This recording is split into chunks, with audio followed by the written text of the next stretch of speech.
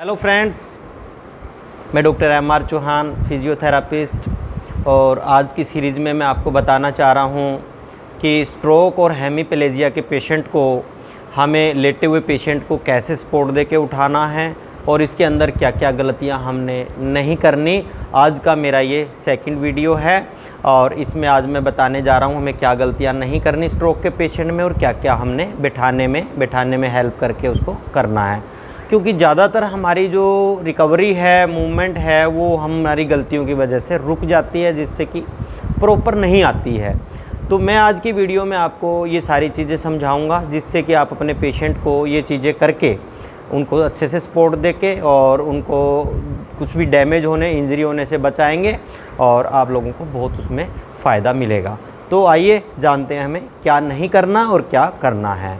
तो अभी जैसे कि पेशेंट इफ़ेक्टेड है, ये हाथ उसका इफ़ेक्टेड है, यानी एक हाथ एक पैर उसकी जो ये लेफ़्ट साइड है जैसे कि ये इफ़ेक्टेड है।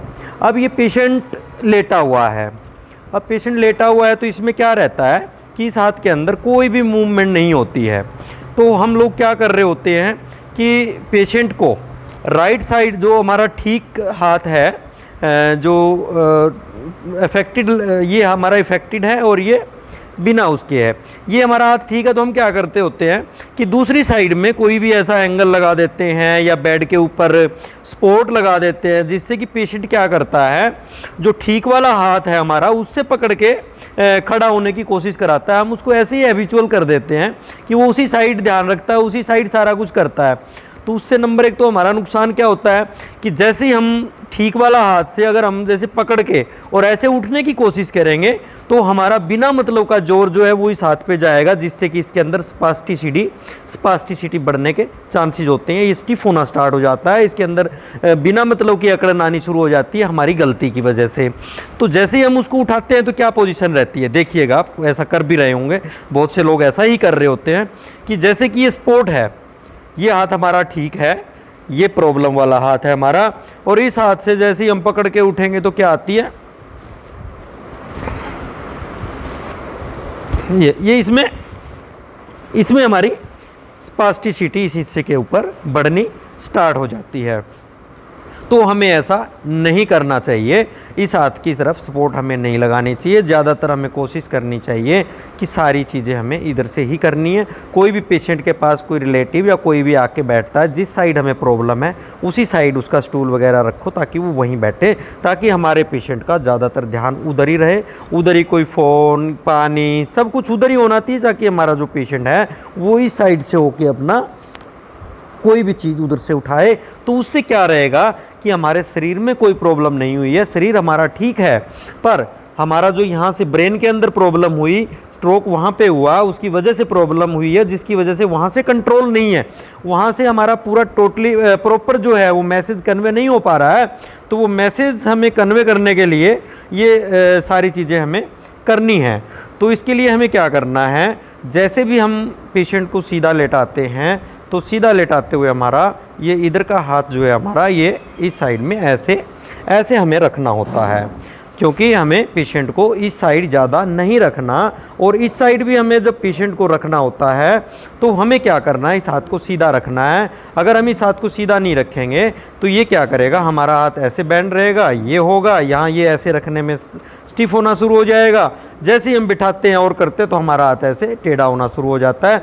इन चीज़ों का हम ख्याल रखेंगे, ऐसा नहीं होने देंगे तो हमारी रिकवरी, आज की फिजियोथेरेपी हमारी बहुत एडवांस हो चुकी है, जिससे कि हमारे को बहुत सारी प्रॉब्लमें जो हम अपनी फिजियोथेरेपी से ठीक कर पाते हैं। तो हम पैरालिसिस में भी बहुत अच्छी रिकवरी हो जाती है, हम 99 या 100% तक भी हम ठीक हो जाते हैं। तो हमें इसके बैठने के लिए क्या करवाना है, एक तो पेशेंट को जो है हम जब जैसी बैठाने की कोशिश करते हैं तो हमें पेशेंट को यहाँ से नहीं खींचना होता। हम क्या कर रहे होते हैं कि पेशेंट की हाथ लगाएंगे और ऐसे उठाने की कोशिश करते हैं, जिससे कि हमारा कंधा डिसलोकेशन होने के चांसेस रहते हैं, उतरने के चांसेस रहते हैं, क्योंकि अंदर के हमारे मसल्स बिल्कुल शिथिल हो चुके हैं, यानी उनमें पावर नहीं है। तो इसलिए हमें जैसे ही बैठाना है तो हम पेशेंट को इस साइड करेंगे और ये हाथ हमारा ऐसे सीधा रखेंगे। अब हमें क्या करना है, पेशेंट को सपोर्ट देंगे अब हमें बैठाने की और इस हाथ से उसको यहाँ से कुछ पकड़ा के और ऐसा कराएंगे और यहाँ हम इस पर सपोर्ट दे के ऐसे यहाँ पे कंधे के नीचे हम अपना हाथ रखेंगे और इससे सपोर्ट दे के दूसरा बंदा जो है हमारे को सपोर्ट देगा इसके साथ जो है। अब यहाँ पे आ गए। अब हमने क्या करा, अब वेट बियर भी हो जाएगा जिससे कि हमारी मसल स्ट्रेंथ होगी। अब बार बार हमारा ध्यान भी इधर रहेगा। अब हमें क्या है कि ये एल्बो पे कोहनी के ऊपर अपना वेट भी आ गया। अब इसके ऊपर हम थोड़ा वेट रखेंगे जिससे अब हम इस पे ऐसे पकड़वा के उसको और दूसरा जो ठीक वाला हाथ है पेशेंट को यहाँ दूसरा बंदा हम साथ में लेंगे जो हमें सपोर्ट देगा, असिस्ट करेगा, यहाँ पे हाथ लगाएगा और यहाँ पे हाथ लगाएगा और ऐसे इस तरीके से उसको बैठा देगा। दोनों पैर साथ के साथ नीचे ले आएंगे।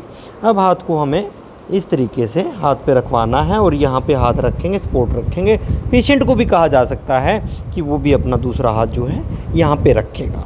अब हमें क्या करना है, यहाँ हमने रखा हुआ है और उसके साथ हमें क्या करना है कि पेशेंट को कोई भी पानी देना है, कोई भी इस तरह की हम एक्सरसाइज कराएंगे, कोई भी उसको फ़ोन पकड़ाना है तो आप उसको कहेंगे ये लो आप इसको पानी को पकड़ो, तो वो क्या करेगा, वो इसी तरफ आएगा। ये एक तो इसके ऊपर प्रेशर आएगा, थोड़ा प्रेशर आने की वजह से भी हमारे जो है मसल स्टोन अप होंगे और दूसरा जो है इसकी तरफ ध्यान भी रहेगा कि इधर भी हमें कुछ हमारा कुछ हाथ है नहीं तो वो भूल ही जाएगा, इधर सारा काम करता रहेगा तो इसको भूल जाएगा क्योंकि ये पूरा ब्रेन के साथ कनेक्टिविटी है।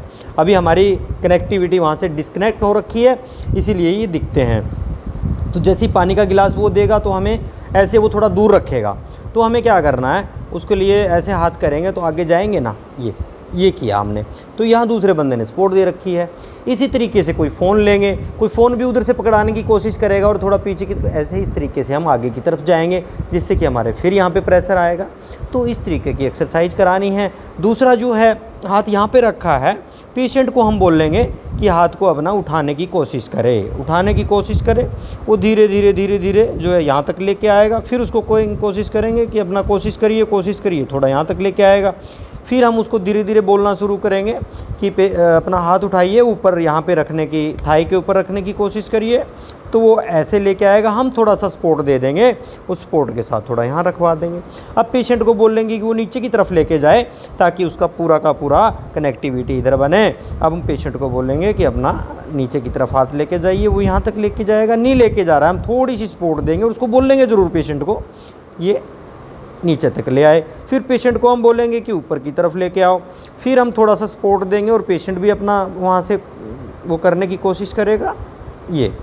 तो इस तरीके से हम ये एक्सरसाइजें करेंगे और ये एक्सरसाइज हम करेंगे और इन चीज़ों का हम ध्यान रखेंगे तो हम अच्छे से ठीक हो पाएंगे। और इन चीज़ों का भी हम ध्यान रखना है कि जैसे ही हम लेटते हैं तो लेटते हुए भी हमें जो है हाथ को सीधा रखेंगे और पिल्लो को भी हम जो है ऐसे पकड़ा के और ऐसे रखेंगे जिससे कि हमारा जो है ये ऐसे बंद ना रहे मुट्ठी, हमारा इस तरीके से ये पूरी सपोर्ट रहे। ऐसे दे के भी हम वो किया जा सकता है। लेटे हैं तो भी हमें लेटने में हमें क्या करना है, लेटे हुए हैं तो हमें अपना हाथ ऐसे रखना है, ऐसे रख के यहाँ पे एक दो पिलो रखे जा सकते हैं जिससे कि इसके ऊपर थोड़ा सा वेट रहेगा तो ये इस पोजीशन में नहीं आएगा। नहीं तो हमारी क्या पोजीशन रहेगी, इस तरीके से यूँ रहेगा या फिर ये यूँ रहेगा। तो इन चीज़ों को हम जो है ठीक कर सकते हैं अगर इन चीज़ों का हम ध्यान रखेंगे। कोकअप स्प्लिंट भी आता है, वो कोकअप स्प्लिंट लगा के रखा जाता है जिससे कि वो ये पोजीशन नहीं आएगी। इसके लिए हम यहाँ पे कोकअप स्प्लिंट लगा के भी रख सकते हैं। तो दोस्तों इन चीज़ों का हम ध्यान रखेंगे, हम अच्छे से ठीक हो पाएंगे और ये चीज़ें पूरी हम करते रहेंगे और इनसे जो है हमारी डिफ़ॉर्मिटी डेवलप नहीं होगी। तो अगर मेरा वीडियो आपको अच्छा लगा है तो मेरे चैनल को सब्सक्राइब कर लें, लाइक कर दें, बेल आइकन दबा दें। जैसे ही नया वीडियो बनेंगे आपके पास आते रहेंगे जिससे कि आपको नई जानकारियाँ मिलेंगी। क्योंकि अभी भी हमें स्ट्रोक पैरालिसिस के 4-5 वीडियो बनने हैं जिसमें कि अभी ये हमारा दूसरा वीडियो है और आगे हम स्टैंडिंग की बताएंगे, जैसे कि खड़ा कैसे होना है, खड़ा होकर हमें चलाना कैसे है, तो वो अगले वीडियो में आते रहेंगे। इसलिए मेरे चैनल को सब्सक्राइब ज़रूर कर लें। Thank you very much.